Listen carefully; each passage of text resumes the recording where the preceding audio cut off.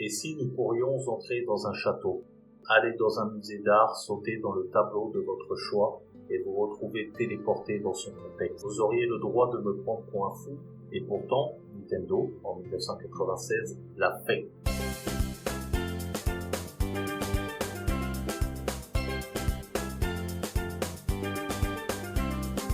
Je vais pas vous faire l'affront de vous reparler du début d'aventure dont sûrement la plupart d'entre vous connaît par cœur, et cela nous amènera directement au cœur du jeu, le château de la princesse Peach, ou du moins en apparence. Longtemps, j'ai vu ce Super Mario 64 comme un jeu ordinaire. Certes, il fait partie de mes jeux vidéo préférés de tous les temps, mais la structure de base reste la même que dans la plupart de ses confrères. C'est-à-dire un héros, une princesse enlevée à délivrer, Bowser en méchant, le tout dans un genre plateforme. Alors, pourquoi ce jeu plutôt qu'un autre? Beaucoup ont connu les Mario 2D qui sont excellents, et pourtant celui-ci est leur préféré. Pourquoi ce Mario 3D plutôt qu'un autre? Alors que Mario Sunshine, même si différent, fut rafraîchissant. Les Mario Galaxy sont reconnus comme excellents, sans oublier le Mario de la Switch, le Mario Odyssey. Alors pourquoi celui-ci nous captive-t-il plus que les autres?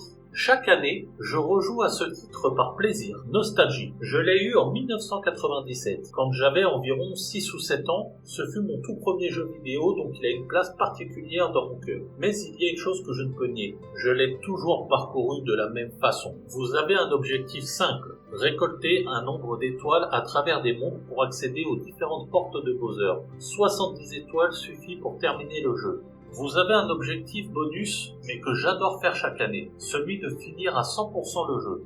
Cela ne demande plus 70 mais 120 étoiles pour un Yoshi sur le toit qui vous donne des vies. Moi je trouve ça personnellement pas utile quand on a fini le jeu à fond. Je l'ai toujours parcouru de la même façon. Cette phrase n'est pas dite pour rien, tout simplement parce que cette année, une chose a changé en moi.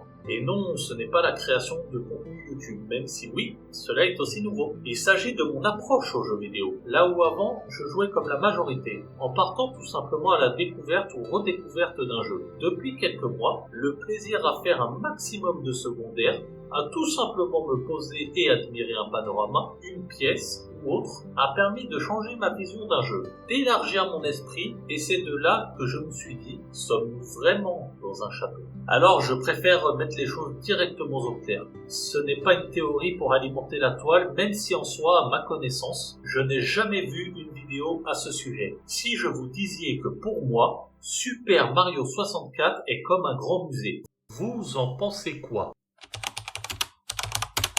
En m'arrêtant dans ce hall d'accueil, je m'y suis senti bien, alors que pourtant, le contexte du jeu n'est pas censé me mettre à mon aise. J'ai une princesse à sauver. Les murs ainsi que le plafond sont recouverts d'une douce peinture, m'invitant à les admirer quelques minutes avant de vouloir en découvrir davantage. Et là, tout comme dans un musée, la première pièce où on m'invite à entrer sans contrepartie dispose d'une œuvre d'art bien visible, un tableau. Vous souvenez-vous de ma toute première phrase de la vidéo? Et si vous pouvez entrer dans un tableau? De là, j'ai couru et j'ai sauté comme si Nintendo me disait « L'art n'est pas juste fait pour être regardé, c'est aussi là pour être exploré. » À quoi sert un tableau dans notre réalité? Que vous soyez peintre par plaisir ou par métier, votre art a toujours un but. Celui-ci peut être lié à capturer un moment précis, faire ressortir une émotion, une expression, ou tout simplement à vous raconter un morceau de son histoire. Dans Super Mario 64, Nintendo s'est inspiré de notre réalité pour la retranscrire au travers du jeu vidéo et de son gameplay. De par ces faits,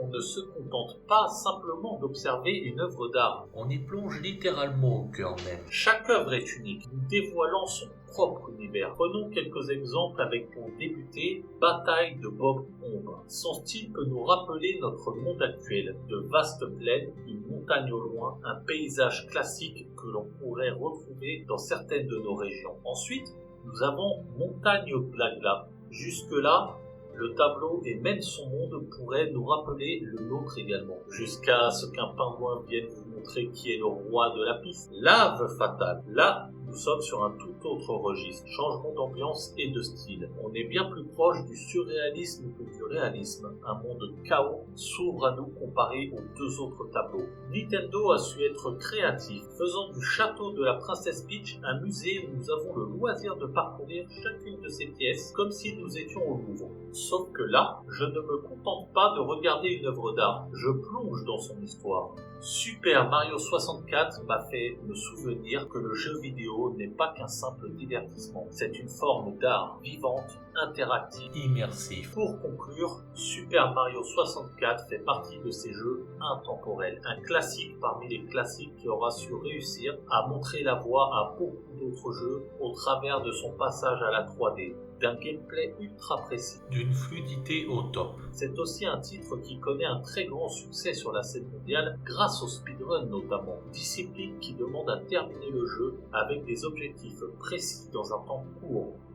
Mais cela, vous le saviez tous. C'est pourquoi j'ai décidé aujourd'hui de vous faire part de mon ressenti, mon expérience. Et si Super Mario 64 n'était pas qu'un simple jeu vidéo?